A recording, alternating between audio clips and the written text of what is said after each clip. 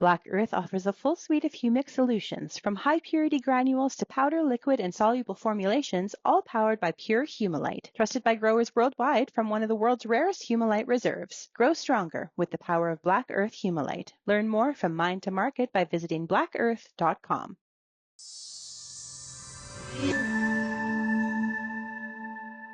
I'm Amber Bell, and this is Real Agriculture. Here today at an AAFC field day in Lacombe, speaking with Dr. Philip Soladoye of Agriculture and Agri-Food Canada. He's a food waste reduction scientist. So welcome, it's great to see you, Dr. Soladoye. Thank you so much, and nice to have you here. Thank you for having me. Okay, so you've been doing some work on production of active and smart packaging using food industry waste. Tell us a little bit about this. Yeah, the interesting part of it is that there's a huge percentage of the animal carcass that goes to waste. What we are trying to do is, can we find utilization for those? In this study, what we are trying to do from the hide, the cow hide, we want to extract collagen. And this collagen, we can use them to make packaging materials, packaging film. But that's not the only thing. We are thinking, is it possible for us to make that packaging materials active and smart? When we say active, it means that usually they can have some antioxidant properties or antimicrobial properties, so they can extend the food that they are holding. So we don't want to use any synthetic materials to do that. So we isolated anthocyanin from berries. But we don't want to use the berry because we want to drink the juice from berries, right? So what we did was that we got that anthocyanin from the pomace. That is the waste that is coming from the berry industry. The cool thing about anthocyanin is that they respond differently to the pH. So when your meat, just in case you don't know much about meat, when your meat is getting spoiled, what happens is that the pH goes up. So we want to infuse that anthocyanin that we got from the berry waste that has antioxidant activity and antimicrobial activity, and at the same time can change color with pH.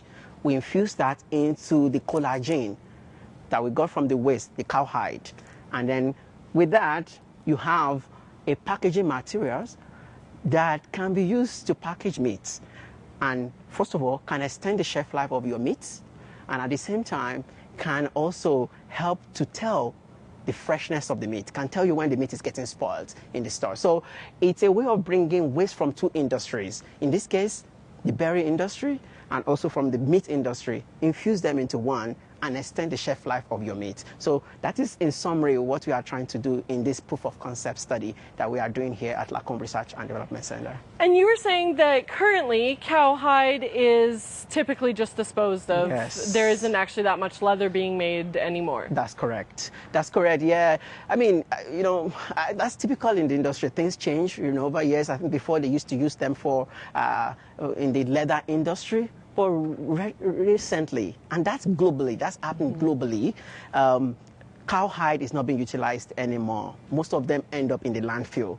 And the problem with that is that the landfill contributes significantly to climate change because they lead to a lot of, greenhouse gas production. So if we can actually divert this waste, in this case, the cowhide, from the landfill, I think it's going to be significant in our control or in our management of our environment. So that's what this study is trying to do. Terrific. And how far along in the study are you? It was still in the proof of concept. As you keep going along in your study, what you start to discover is a few things that, this is not working as you want it to work. Right now, we are discovering some things. We are looking for some cross-linker to help us to ensure that the packaging materials are not soluble. So it's going very well, but we are developing things as we go along. So it's still in the research phase for sure. Yeah. That's great work, and I love that we're getting to use more of the animal, hopefully, with this work. But you know that almost 30 to 50% of the entire carcass is going to waste. And imagine if all that go, I know not everything is going into the landfill. Some of them are going into the pet industry. Some of them are going into some, maybe China, but then we still have a huge amount of them because we're talking about 50% of this entire carcass not being efficiently utilized. So if we can find utilization from them in different outlets, that would be great. And that's what we are trying to do. That's just what we're trying to achieve in our research. That's great. Well, thank you so much for showing us a little bit of your work. And that was Dr. Philip Soladoye on Real Agriculture. Thank you so much for having me.